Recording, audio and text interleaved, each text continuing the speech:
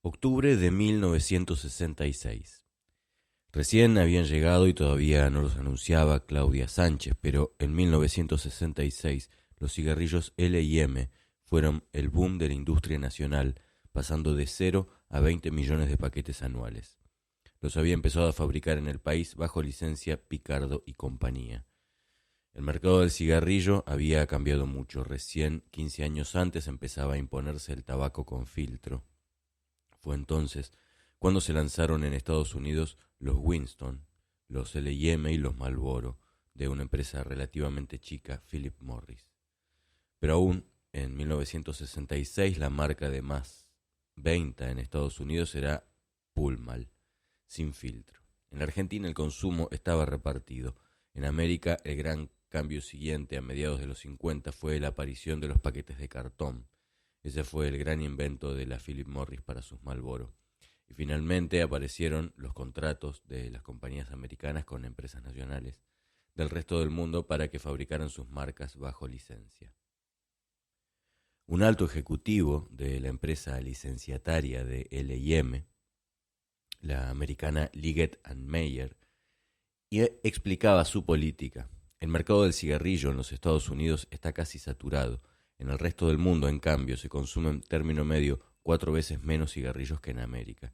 Así que tenemos que expandirnos en ese mercado.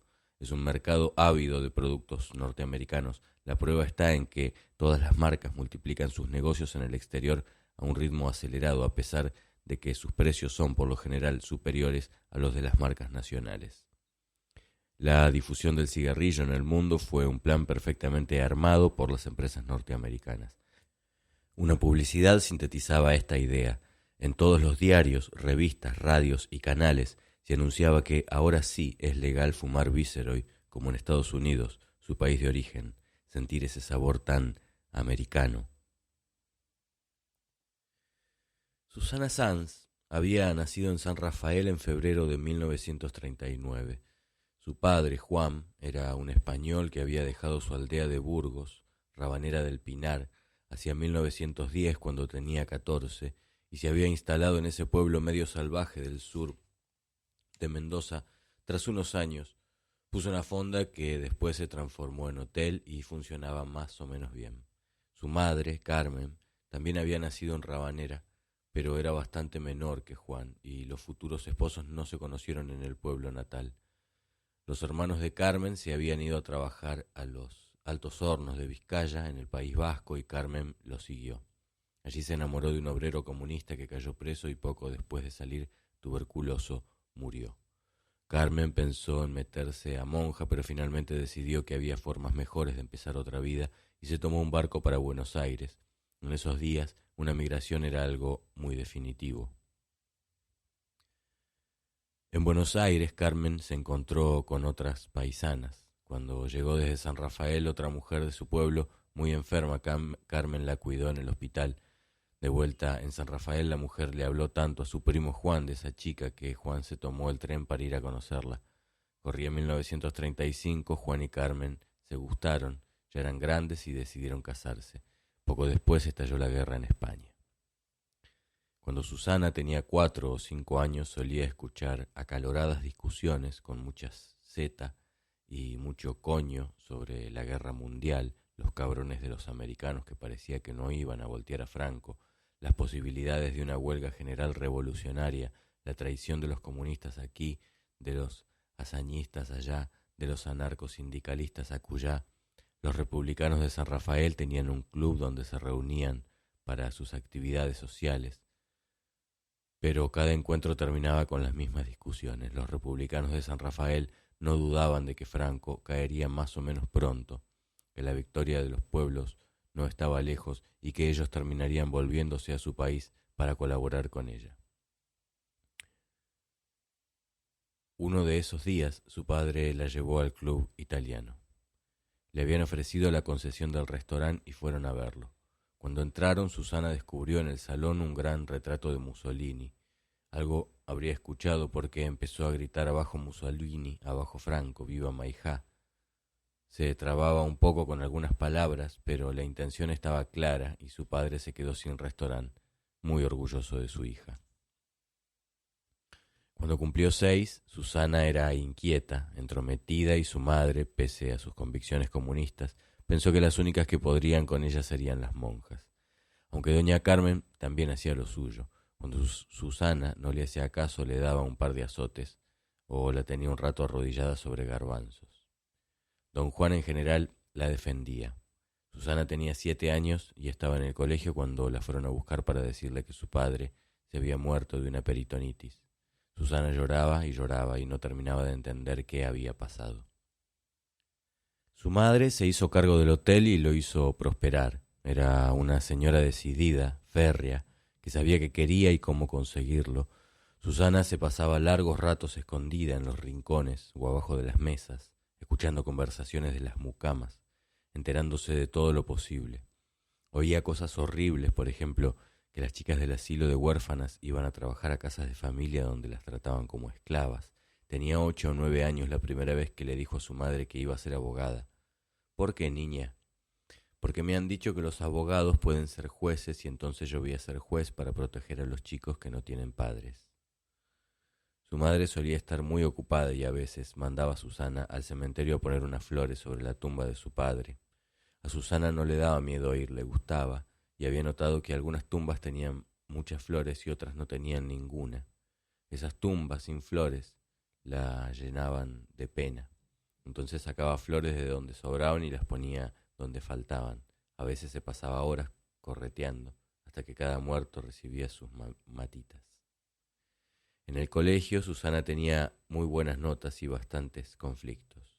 Solía protestar cada vez que algo le parecía injusto, y más de una vez las monjas se enojaron y amenazaron con echarla. A los 11 o 12 años Susana seguía jugando mucho con los varones de su barrio. Podía mezclarse en un partido de fútbol o en una pelea sin desventajas evidentes. Pero también era muy religiosa, comulgaba casi todos los días y solía ir a la misa de 7 de la mañana porque a esa hora no se trataba de aparentar o de ver gente. Alguna vez pensó que podía llegar a ser monja, pero un día frente al espejo se estaba poniendo unas telas sobre la cara como si fueran velos religiosos y decidió que no. Como monja no voy a quedar muy linda, que digamos. Me parece que no voy a ser monja. Susana confiaba en las monjas y les creía, salvo cuando le hablaban de los salvajes que habían sido los republicanos españoles. Cuando Susana empezó a parecer una mujer, su madre decidió que un hotel no era el mejor lugar para criarla. Había demasiada gente que iba y venía y podía resultar peligroso. Entonces lo vendió. Con el dinero que le dieron, hizo inversiones y vivió de esas rentas. Susana hizo el secundario en el Normal de San Rafael. Era una chica alegre, solían elegirla la mejor compañera. Se divertía mucho y tenía cuidado en no ponerse de novia. Le gustaba gustar, pero los muchachos le tenían un poco de miedo. Parecía demasiado independiente y una chica así podía asustar.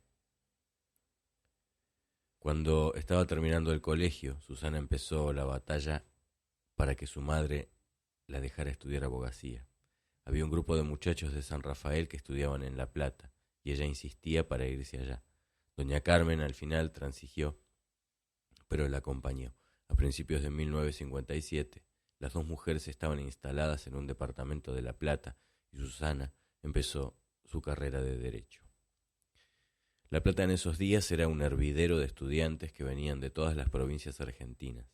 Había peñas, encuentros, películas, teatros, conciertos. Era el final del gobierno del general Aramburu y después vino Arturo Frondizi. Era una época de ciertas libertades y mucha agitación. Estudiantes politizados que habían creído en el desarrollista empezaban a decepcionarse con sus medidas y a buscar nuevos rumbos. Susana se integró al grupo de estudiantes de su pueblo. Varios militaban en grupos anarquistas. Algunos eran bastante mayores. La vida estudiantil era cómoda y agradable. Muchos podían conseguirse trabajitos para ir tirando y rendían algunas materias de vez en cuando, como para seguir siendo estudiantes.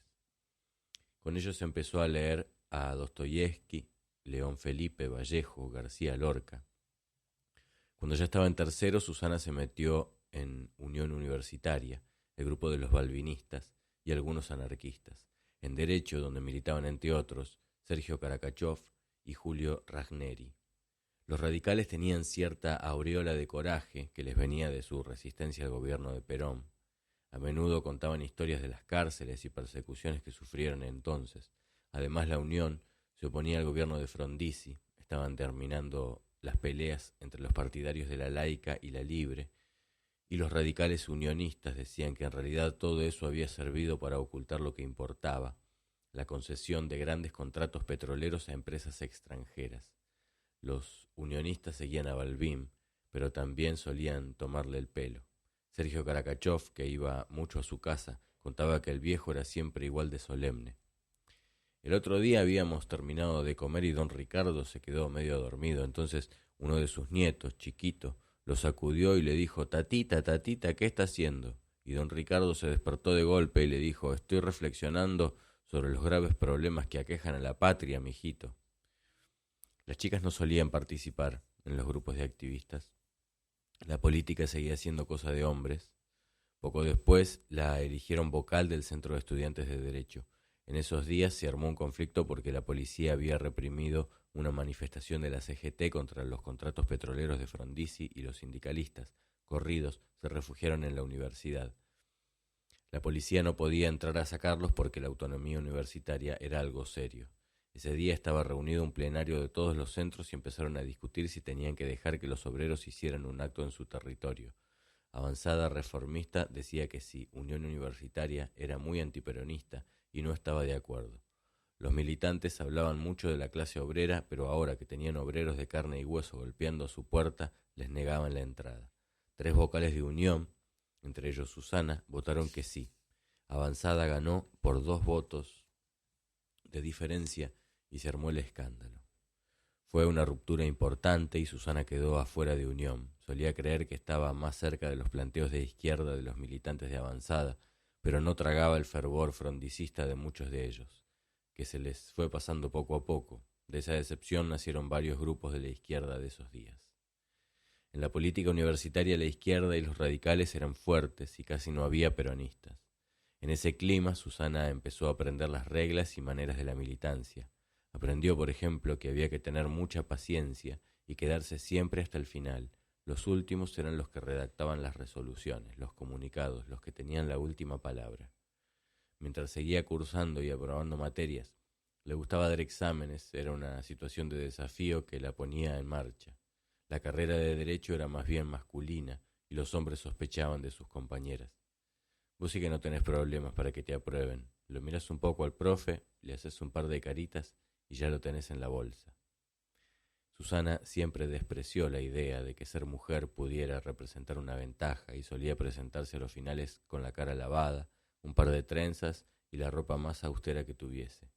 A veces se le hacía pesado vivir con mamá. Para zafar un poco del control, Susana había empezado a trabajar como administrativa en una escuela fábrica. De todas formas, doña Carmen no ponía ninguna traba a encuentros y visitas y su casa se había convertido en un lugar de reunión de sus amigos. Se pasaban noches enteras estudiando o charlando. Uno de los sanrafaelinos, Alberto Llorente, una mezcla de anarco consecuente con nihilista ruso, le empezó a gustar más que los otros.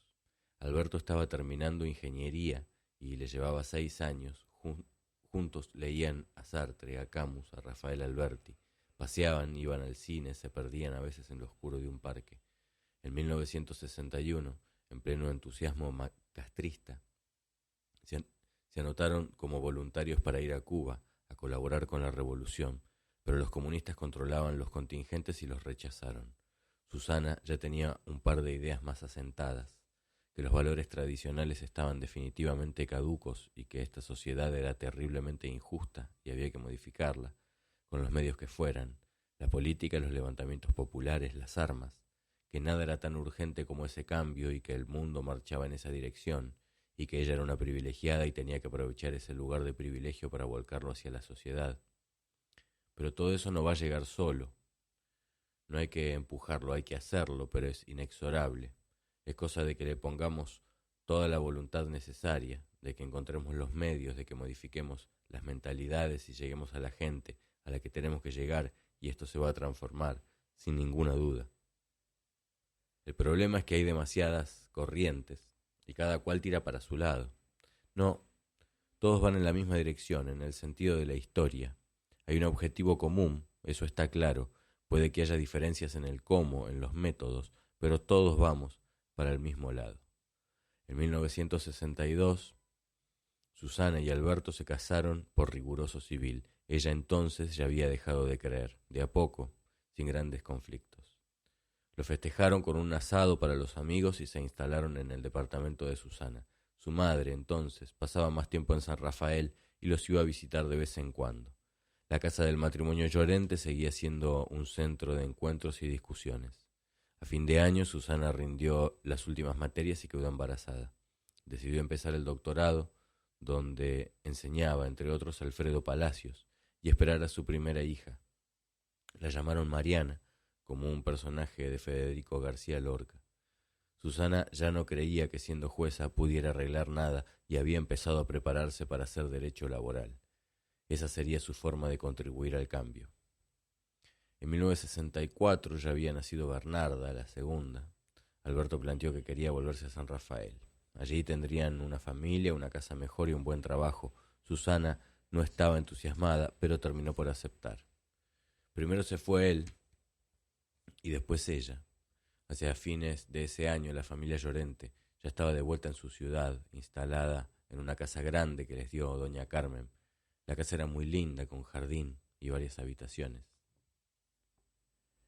En esos días, San Rafael era una ciudad de 100.000 habitantes, en medio de un desierto que exigía mucho esfuerzo para volverse productivo. En el sur de Mendoza, a unos 900 metros sobre el nivel del mar, seca, arenosa, recostada contra la montaña, San Rafael había sido fundada por inmigrantes franceses a principios del siglo.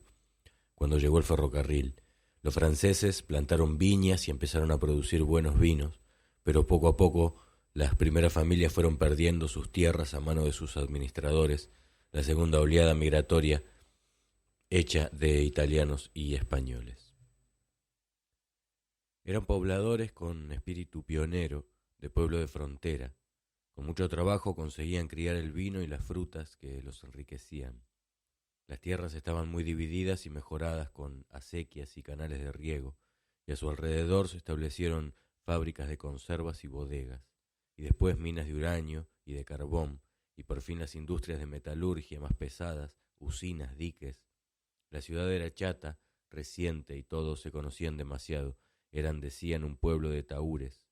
Tenían que apostar, por ejemplo, a que el granizo destruyera las cosechas del norte para dar valor a las suyas, o a que una veta de mineral los salvara de golpe. Era gente dura que no podía darse el lujo de parecer compasiva, y la ciudad crecía y crecía el consumo, y llegaban inmigrantes más nuevos del norte o de Chile, que se instalaban en los suburbios y pasaban a ser mano de obra en las empresas de los pioneros europeos. En 1964, cuando Susana Sanz llegó de vuelta al pueblo, la CGT Nacional había lanzado su plan de lucha. Había cantidad de conflictos sindicales y San Rafael no tenía ni un solo abogado laboralista. Susana se juntó con otra abogada recién recibida, Marilyn Salvo, la hija de un dirigente peronista de la zona, y pusieron un estudio. Marilyn hacía derecho civil y Susana laboral. El viejo Salvo le hizo algunos contactos y muy pronto empezó a trabajar para los sindicatos locales. Uno de sus primeros casos fue el de la fábrica Barari. A través de los tribunales pudo desmontar el sindicato de fábrica que la patronal había tratado de formar, y a partir de entonces sus relaciones con la UOM y la CGT locales se hicieron muy fluidas. La CGT de San Rafael no estaba a favor de la corriente participacionista, era más combativa. En 1965 apoyó a los candidatos peronistas que se opusieron a los neoperonistas y bandoristas en unas elecciones provinciales. La fórmula estaba encabezada por un abogado, Corbalán Nanclares. Para Visa se presentaba un farmacéutico de San Rafael, viejo peronista, con muy buena relación con esos sindicatos, Alberto Martínez Vaca. La fórmula perdió, pero la campaña removió un poco el avispero. Susana no era peronista, se sentía más bien de izquierda, con un ligero toque ácrata, pero le gustaba e interesaba el trabajo y la compañía de los sindicalistas del lugar. Estaba muy cómoda, sobre todo con Julián Contreras, el secretario de la CGT local, que le invitaba a actividades y reuniones. y su vecino Héctor Daubernet, el marido de su madrina, Julia. Héctor Daubernet era un viejo peronista, una especie de símbolo de la resistencia, un gasista que solía recorrer el pueblo en bicicleta silbando la marchita, que conocía a todos los sindicalistas y militantes y había estado en todas las luchas. Cada vez que alguien en San Rafael trataba de organizar una huelga o un acto, Daubernet era una presencia obligada y era también el gran experto en confección de clavos miguelitos. Daubernet le había presentado a muchos peronistas. A menudo Susana se entusiasmaba y le soltaba largas parrafadas sobre las posibilidades de acción, las formas de organización, la situación política general o lo que fuera.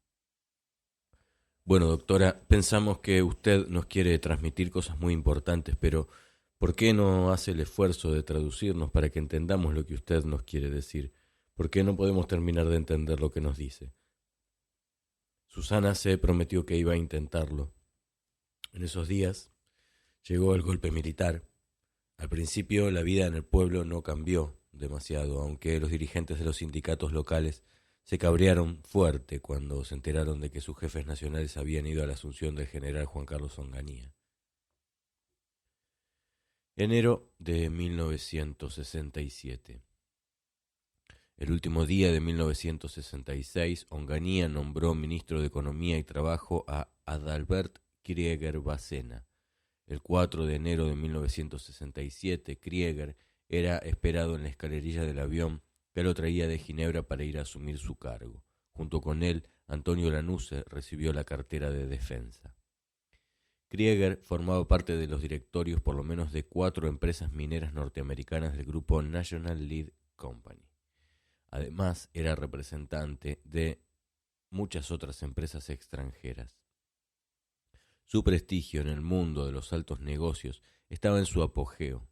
A poco de asumir, el ministro consiguió un crédito del Fondo Monetario Internacional de $120 millones, a los que se sumaron 75 millones del Tesoro norteamericano y 100 millones de un consorcio de bancos europeos. Enseguida empezó a renegociar con las grandes empresas petroleras los contratos derogados por el gobierno radical.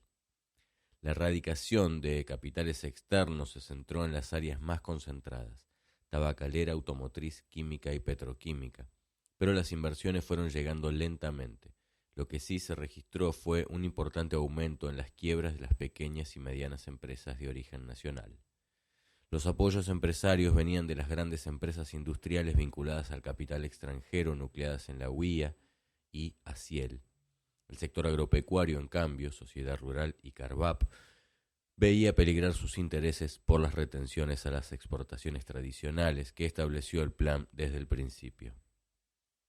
En marzo, la moneda fue devaluada en un 40%, un dólar pasó a costar 350 pesos.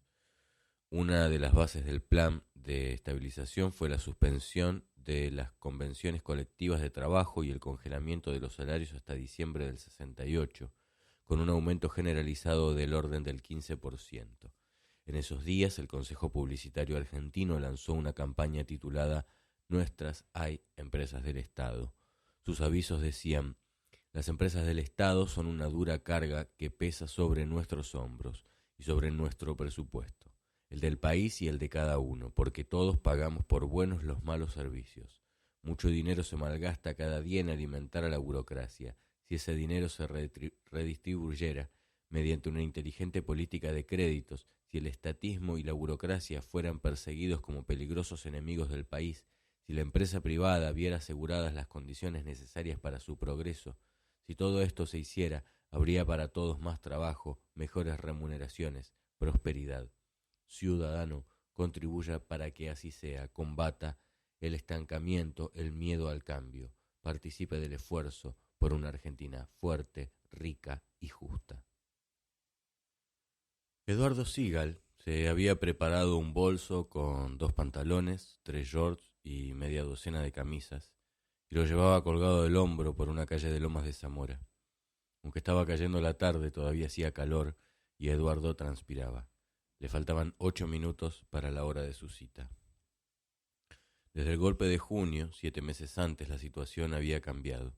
Eduardo ya era miembro de la dirección provincial de la FEDE, como encargado de los secundarios. El partido había tenido que cerrar sus locales y había que hacer reuniones en clubes y sindicatos. Había que cuidarse más con la seguridad, no anotar tanto y tratar de acordarse de memoria de ciertos datos importantes, las finanzas, la distribución de la prensa, las citas, los nuevos afiliados. Pese a todo había que seguir afiliando. Siempre se había dicho que los que se incorporaban al partido o a la FEDE en tiempos de persecución eran los mejores, porque estaban dispuestos a enfrentar lo que fuera necesario. Pero había que andar atentos, por eso tenía que llegar a su cita a la hora exacta, ni un minuto antes, ni un minuto después. El camarada que lo estaba esperando lo llevó a una casa a pocas cuadras. Eduardo llegó mirando para abajo, pero igual le pareció que sabía dónde estaba. En el garage de la casa había una camioneta carrozada. Eduardo se subió a la parte de atrás y la camioneta salió hacia alguna parte. Adelante, manejando, habían dos camaradas, como de 20 y pico. Un rato después la camioneta entró en un garage donde había otro coche. Le dijeron que se subiera y volvieran a salir. Anduvieron otro rato. Eduardo no miraba para afuera y ya no tenía ni idea de dónde estaba. Cuando llegaron a un tercer garage, Eduardo se bajó y entró directamente en una casa, donde le dieron algo de comer y le prestaron una cama. Eduardo tardó mucho en dormirse. El baile duró 2 días más. Durante 2 días Eduardo cambió de coches y de casas. Al final, en los últimos viajes, había 2 pasajeros que viajaban con él. Ya se le habían pasado los nervios y empezaba a cansarse de tanto traqueteo. Era mediodía cuando llegaron a la quinta donde se iban a pasar un mes siguiendo un curso de la Escuela Nacional de Cuadros del Partido Comunista Argentino. La Escuela de Cuadros era una quinta en algún lugar del Gran Buenos Aires. El partido alquilaba por 1 o 2 años, hasta que se suponía que podía tener problemas de seguridad y la cambiaba por otra. Esta era una casa con varias habitaciones y muchas camas en cada una, un salón, un comedor, cocina y baño, y al lado, cruzando un jardín, un quincho cerrado que hacía de aula. Los alumnos eran militantes promisorios del partido y de la FEDE, de distintas ciudades y orígenes sociales. Ese verano, entre las 8 mujeres y 12 hombres, había sindicalistas, maestros, universitarios y Eduardo, el Benjamín de 16 años. Cada mañana los alumnos se despertaban a las 6 para lavarse, hacer gimnasia, arreglar sus cuartos y desayunar. Tenían que mantenerse bien limpios y afeitados. Últimamente el partido había desaconsejado vivamente las barbas, que eran como un disfraz de revolucionario, una tontería pequeño burguesa, que podía traer problemas de seguridad. A las 8 atravesaban el jardín para pasar al aula, tenían que ir en grupos chicos y esos 10 o 12 pasos eran sus únicos momentos de aire libre. Aunque la casa y la escuela estaban rodeadas por ligustros altos, la seguridad los inducía a no andar en el jardín para que no se viera que había gente todo el tiempo. Salvo los domingos, cuando tenían permiso para bañarse en la pileta, porque los domingos siempre hay gente en las quintas. Pero el resto de los días eran de estudio sostenido. En el aula había una biblioteca bien provista de los textos clásicos, Marx, Engels y Lenin sobre todo, y las revistas y materiales del partido, docentes que solían cambiar cada semana según el tema que tocara y dirigentes que venían a dar clases especiales. Los instruían sobre distintas cuestiones de la línea política. Eduardo tomaba apuntes en un cuaderno sarandí. Marx y Engels, que fundamentaron científicamente el papel de la clase obrera, determinaron que para cambiar la sociedad el proletariado debe tener un partido político propio. Lenin dijo que solo el partido de la clase obrera está en condiciones de agrupar y educar y organizar a la vanguardia. No todo partido que pretenda dirigir a la clase obrera es capaz de cumplir esta tarea. El carácter revolucionario del partido lo determinan sus principios, su organización, cohesión, unidad de acción y flexibilidad táctica. El PC es la vanguardia de la CO, sea, su parte más avanzada, capaz de llevar el resto a la lucha por el derrocamiento del capitalismo y la construcción del socialismo. Lenin dijo que el marxismo educa a la vanguardia con capacidad para tomar el poder y conducir a todo el pueblo al socialismo, de organizar y dirigir el nuevo régimen, de ser el maestro, el dirigente, el jefe de todos los trabajadores y explotados en la obra de organizar su propia vida social sin la burguesía y contra la burguesía. El partido representa los intereses de toda la clase obrera. A mediodía, cuando ya los alumnos no podían más, volvían a la casa para comer el almuerzo que les preparaba una señora que llamaban la abuela. Los alumnos estaban contentos y orgullosos del honor de estar en la escuela, pero había días en que les pesaba el encierro y el régimen de estudio continuado. Había varios que no estaban acostumbrados a tanto libro y documento. En la mesa volaban chistes y cargadas para aligerar el clima, pero después de breve siesta volvían al aula a seguir leyendo, escuchando clases y escribiendo los trabajos que les encargaban. Cada 2 o 3 días les daban un tema. Esclarecer a la clase obrera sobre el papel histórico que le corresponde jugar. En su conjunto, la CO no ubica cuál es el camino que hará cambiar en forma perentoria su vida. Parte de ellos no ven todavía cuál es su verdadero partido. Las masas revolucionarias que están haciendo una rápida experiencia política en la solución de sus problemas, contra el imperialismo, contra la oligarquía, en defensa de la paz y las libertades democráticas, etc. Hoy podemos ver la justeza de la posición de nuestros partidos, nada que nos aparte, todo para marchar junto a ellas y a la vez realizando un intenso trabajo político e ideológico. La clarificación política de la clase obrera se debe a la experiencia realizada junto a los comunistas en la lucha. El peronismo ha calado hondo en la CO. Y después, a la tardecita, venía un rato para leer, jugar al truco, al ajedrez, escuchar la radio y una vez por semana ver cine en un proyector de 16 milímetros. En la cena seguían charlando de los temas de estudio o tomándose el pelo. No era fácil pasar de ahí porque se suponía que nadie contara mucho sobre su vida personal. Habría sido una falla en las normas de seguridad y sin embargo Eduardo hablaba con María más que con todos los demás. María era una cordobesa 10 años mayor que Eduardo, miembro del partido, militante del sector estudiantil, y 2 o 3 veces las charlas se resolvieron en escapadas a un rincón del parque, detrás de la casa, donde nadie les viera los abrazos. Podía parecer un escarceo de encierro y de verano, pero tenía también la atracción de lo prohibido. Para Eduardo, además, era el gusto de que una mujer de verdad le hiciera caso a él, un pendejo. Cuando se despidieron, Eduardo y María se intercambiaron direcciones y promesas de cartas y futuros encuentros. Días después, ya de vuelta en su casa, Eduardo recibió una cita en un café de Quilmes. Cuando llegó, vio que lo esperaban el secretario general y el secretario de organización del Comité Provincial de la FEDE. Eran los 2 dirigentes más altos, así que la cuestión debía ser seria.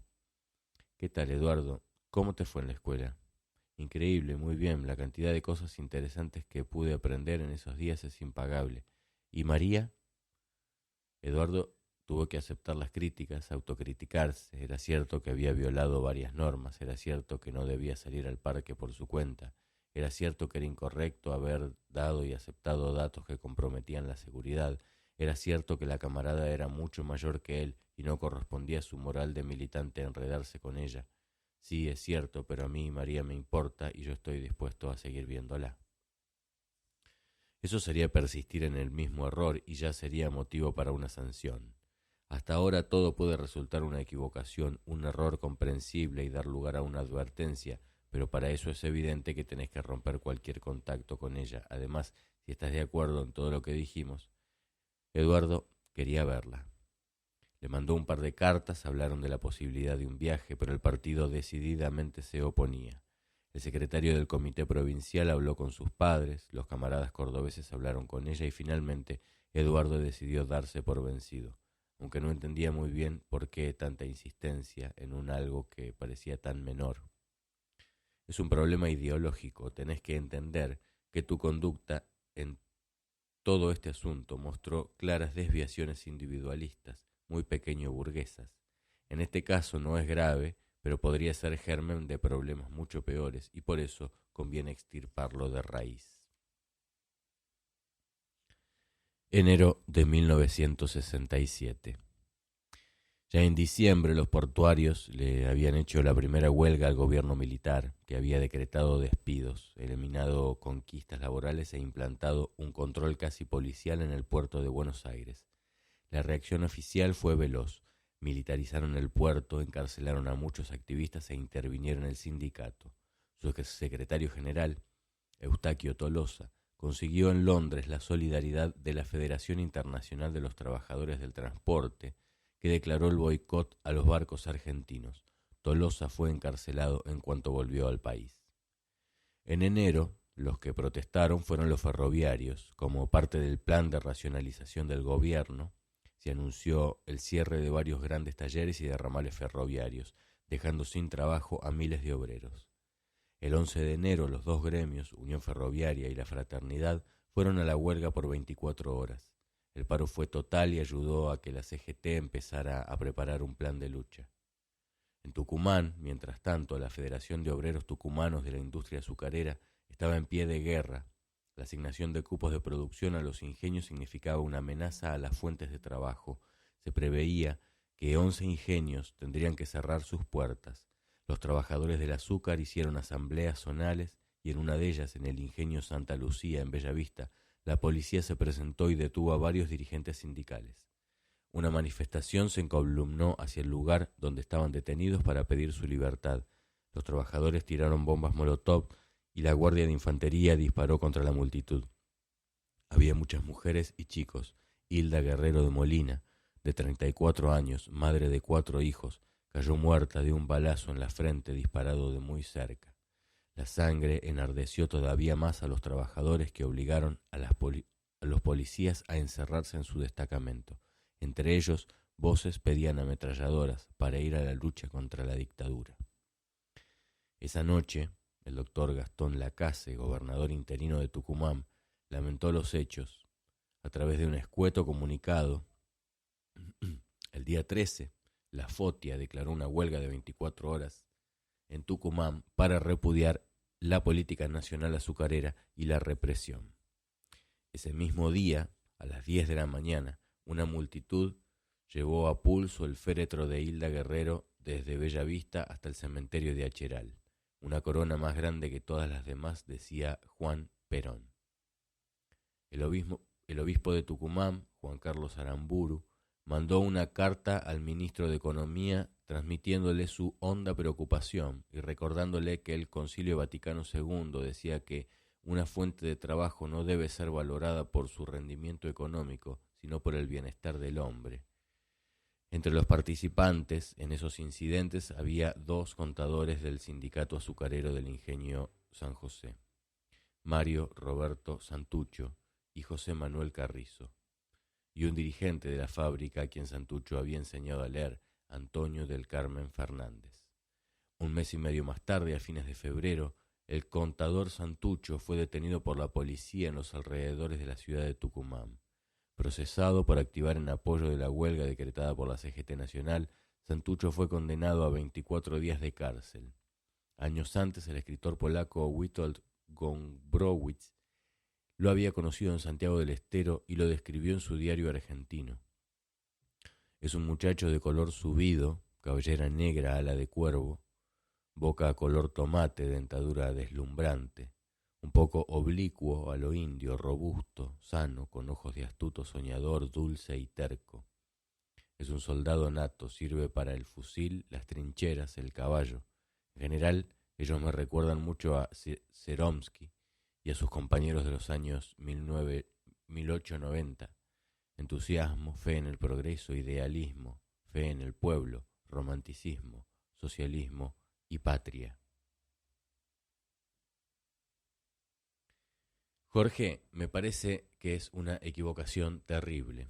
No, mira, por más que insistas, ya lo tengo decidido. Yo dejo los estudios, no puedo seguir así. Graciela D'Aleo estaba recostada en su cuarto y le llegaban desde el comedor las voces del flaco y de su hermano, que discutían cada vez más fuerte. El flaco le explicaba que no soportaba seguir perdiendo el tiempo en la facultad, cuando la revolución era algo urgente que no se podía dejar para mañana y que requería toda su atención. El hermano de Graciela le decía que quizás tuviera razón con lo de la revolución, pero que si triunfaba seguro que se iban a destruir muchos puentes y que entonces iba a necesitar ingenieros para hacerlos de nuevo, y que él, el flaco, iba a ser mucho más útil a la revolución si se preparaba como ingeniero para hacer esos puentes. Y entonces la revolución, ¿qué? ¿Quién la va a hacer? Mientras nosotros nos la pasamos bacanes preparándonos para después. No, che, es una decisión firme, me parece que es el único camino para sentirme de acuerdo conmigo mismo. Graciela seguía escuchando y ni siquiera pensaba que si el flaco dejaba de estudiar quizás considerara roto el pacto que había hecho con su madre y pudiera buscarse una novia. En realidad estaba impresionada, casi emocionada por la decisión del flaco, la firmeza con la que se lanzaba hacia el futuro. Ese verano Graciela había cumplido 19 años y conseguido su primer trabajo. Una chica que conocía de las misas universitarias le había presentado en la librería Hachette y la contrataron como cajera suplente. Por primera vez no había ido a pasar vacaciones a Wangelén y se había anotado en el curso de ingreso de la Universidad de El Salvador. La gorda Beatriz le había convencido de que en la UBA, tal como había quedado, no se podía hacer nada. ¿Y te parece que podemos encontrarnos a comer ahora a las 12:30? Sí, Jorge, me gustaría mucho. Graciela colgó el teléfono de la librería y se quedó pensando.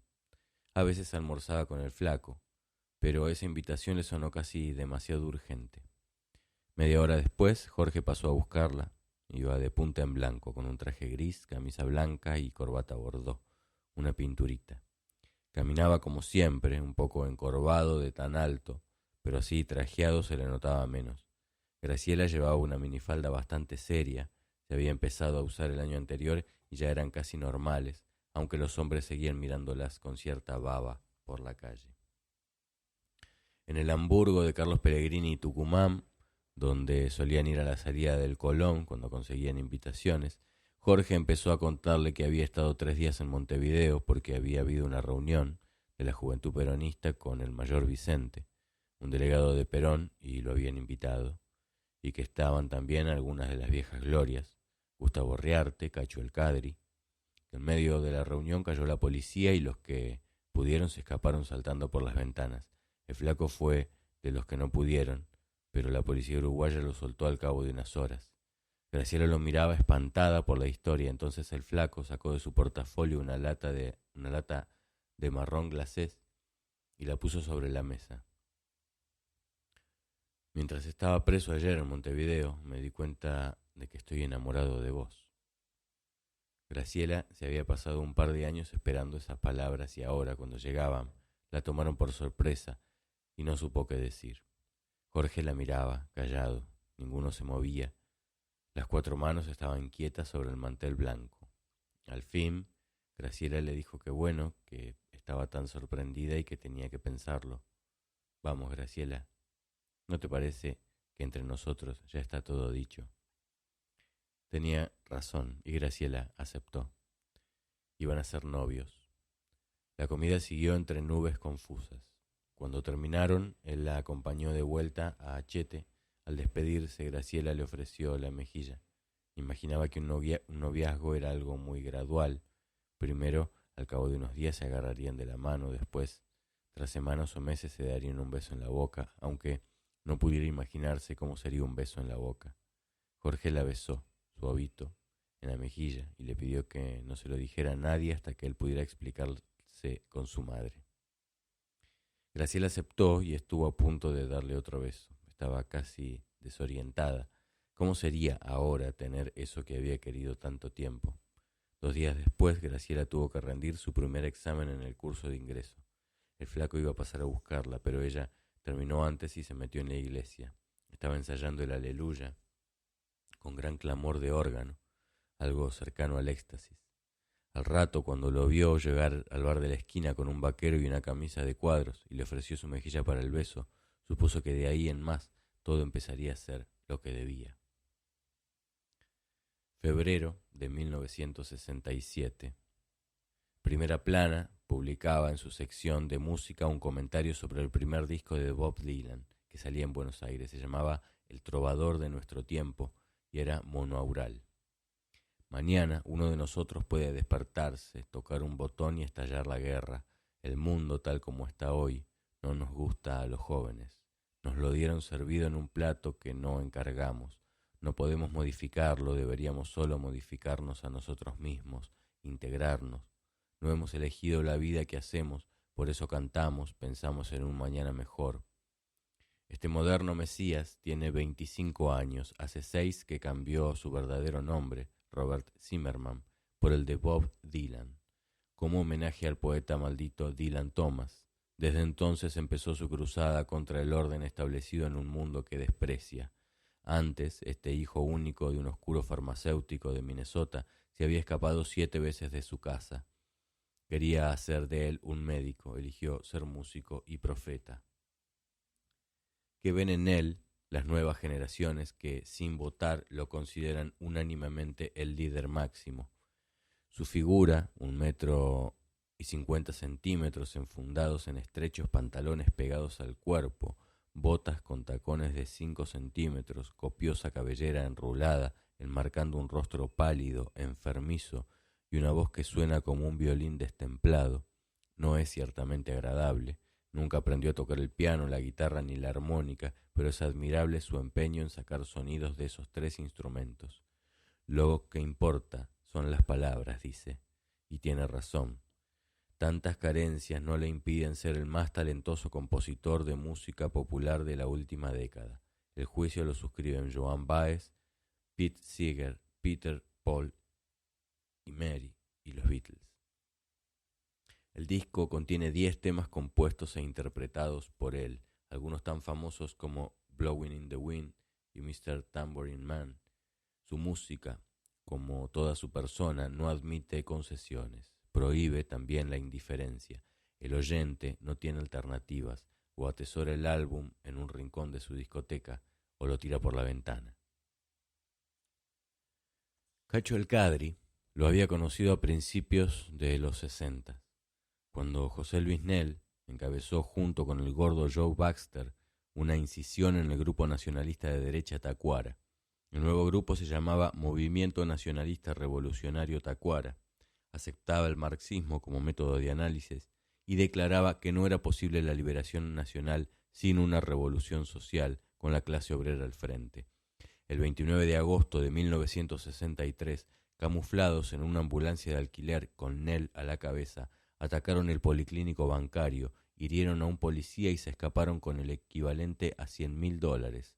Poco después el grupo fue detenido, pero Nel consiguió huir de tribunales, donde lo estaban juzgando. Al otro día se apareció en la casa de Cacho, que le consiguió un par de lugares para esconderse hasta que pudieran retomar el contacto con los suyos. Muy buscado, Nel pudo llegar a la China, donde se pasó unos meses recibiendo instrucción. A principios de 1966, Nel reapareció en Montevideo, donde se encontró con 3 sobrevivientes del MNRT para colaborar con la formación del Movimiento de Liberación Nacional Tupamaros. Hasta entonces, los Tupamaros eran un grupo de militantes políticos de la izquierda, sindicalistas, trabajadores y estudiantes, que se planteaban empíricamente combinar las luchas de masas con la lucha armada para hacer la revolución, convencidos de que no había que sentarse a esperar que se dieran todas las condiciones para hacerla, sino que había que calentar los motores, realizando acciones armadas, como se había hecho en Cuba. Varios de ellos habían participado con Raúl Sendic en la organización de la Marcha de los Cañeros del Azúcar de Artigas, que llegaron hasta Montevideo con sus reclamos salariales y de mejoras en las condiciones de trabajo. Estaban convencidos de que la lucha armada urbana debía desarrollarse en paralelo a las luchas sociales, y aunque todavía no habían aparecido públicamente como MLN Tupamaros, ya algunos habían participado en expropiaciones de dinero y armamento. Lo bueno de estos contactos era que Cacho no tenía que andar explicándoles, como solía pasarle con otros militantes de izquierda, porque el peronismo no era un movimiento fascista, y varias veces comentaron que la lucha de los Tupamaros dependería mucho de lo que pasara en Argentina y Brasil, que sin la liberación de los grandes vecinos, solía decir Sendic, el Uruguay no tenía muchas chances. Cacho los visitó un par de veces en la segunda mitad del 66. Compartía con esos uruguayos y sus compañeros argentinos la idea de que no era necesario declararse marxista-leninista para llevar adelante una lucha revolucionaria. El MLN se consideraba un movimiento de liberación nacional en un país del tercer mundo, reivindicaba mucho a Artigas, retomaba valores nacionalistas que llenaba con contenidos revolucionarios e incluso sus miembros tenían, como Cacho, cierta alegría a ir a entrenarse como tantos otros a Cuba. Si bien en Uruguay había democracia, los del MLN descreían de la vía electoral para hacer la revolución y seguían las ideas guevaristas de crear, por medio de acciones armadas, las condiciones objetivas y subjetivas para la toma del poder y la construcción del socialismo. Los argentinos compartían esa visión y decían que tenían la ventaja de que en Argentina la proscripción del pueblo peronista y la instalación de la dictadura de Onganía facilitarían mucho el proceso revolucionario. El 22 de diciembre de 1966, en uno de los primeros operativos del grupo, un militante, Carlos Flores, cayó en un tiroteo. La policía le encontró unos papeles que la llevaron a descubrir que una academia que ofrecía cursos de dactilografía y otras habilidades era en realidad la cobertura de este movimiento incipiente. Los tupamaros primitivos tuvieron que pasar apresuradamente a la clandestinidad y se refugiaron en una casita del balneario de Solimar, unos 20 kilómetros al este de Montevideo. Cuando se enteró, Cacho tuvo una idea. José Luis Nel lo llevó, con todas las precauciones, hasta la casita de fin de semana y allí les hizo su propuesta a los jefes tupamaros. Ya que en este momento las condiciones de la lucha acá en el Uruguay se han puesto muy complicadas, lo que nosotros podemos ofrecerles es que vengan a la Argentina, donde podemos garantizarles la seguridad para ayudarnos a iniciar el proceso revolucionario allá. Por supuesto que será solo una etapa, pero creo que todos podemos beneficiarnos mucho de esta colaboración y una vez que la situación en la Argentina empiece a asentarse, ustedes van a tener una base de operaciones bien sólida que les va a permitir. Era una tarde de enero y el sol caía a plomo. La sala era chiquita y calurosa. El mate daba vueltas y vueltas y los uruguayos, entre los que estaban Raúl Sendic, el ñato Huidobro, Pepe Mujica, Maranales Sáenz y algún otro, escuchaban atentos. Cacho estaba embalado, hablando como si fuera el jefe de un movimiento revolucionario en pleno desarrollo que les ofrecía su hospitalidad. Cuando terminó su propuesta, Raúl Sendic le dijo que por favor se retiraran un rato, que querían discutir el asunto entre ellos. Cacho, el Pata y Rubén salieron al jardincito del césped pelado y se sentaron a esperar. ¿A vos qué te parece? Y hay muchas posibilidades. Yo creo que les conviene y sería una experiencia única. Puede que acepten. Vamos a ver. Bueno, con ellos o sin ellos, va a haber que empezar a hacer algo en la Argentina. Ahora ya hay una dictadura militar, las condiciones objetivas están dadas. Ya caía la noche cuando los uruguayos los llamaron de vuelta para adentro y les explicaron que consideraban que el pueblo uruguayo iba a ver muy mal que se las tomaran en el momento en que estaban perseguidos, que agradecían el ofrecimiento, pero que no podían aceptarlo, que querían seguir manteniendo la colaboración con los compañeros del movimiento de la Juventud Peronista y que tenían que encontrar las maneras de profundizar esa colaboración. Los argentinos y los uruguayos se abrazaron para sellar el pacto y alguien salió a hacer el fuego para preparar el asado. Durante ese año, de 1967, Cacho siguió yendo a Montevideo. Cuando quería conectarse con sus compañeros, a veces pasaba por un edificio de la universidad donde trabajaba un periodista uruguayo, Eduardo Galeano, que le hacía de contacto. Después en los encuentros se intercambiaron informaciones, materiales, experiencias. La práctica de guerrilla urbana que hacían los uruguayos contemplaba no solo algunas expropiaciones de dinero o armas, sino también la participación política a través de grupos de apoyo y la tarea de denuncia de negociados y actos de corrupción gubernamental. Usaban la violencia de manera medida, razonable, proporcionada. En Buenos Aires, el núcleo duro de lo que había sido el movimiento de la Juventud Peronista empezaba a prepararse para la lucha. Con dinero conseguido en un par de asaltos a bancos, habían alquilado 3 casas que llamaban operativas.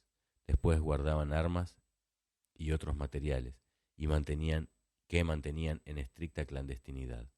A veces llegaba algún tupamaro y se alojaba en ellas. Se intercambiaban técnicas, armas, experiencias. Cacho viajaba al interior cada vez que podía, en Rosario, en San Juan, En Río Gallegos, algún viejo compañero de la juventud organizaba un asado con 2 o 3 muchachos de confianza y hablaban de la situación y las perspectivas. Cada vez que los escuchaba, Cacho se entusiasmaba más. Todos querían empezar algo y empezarlo ya.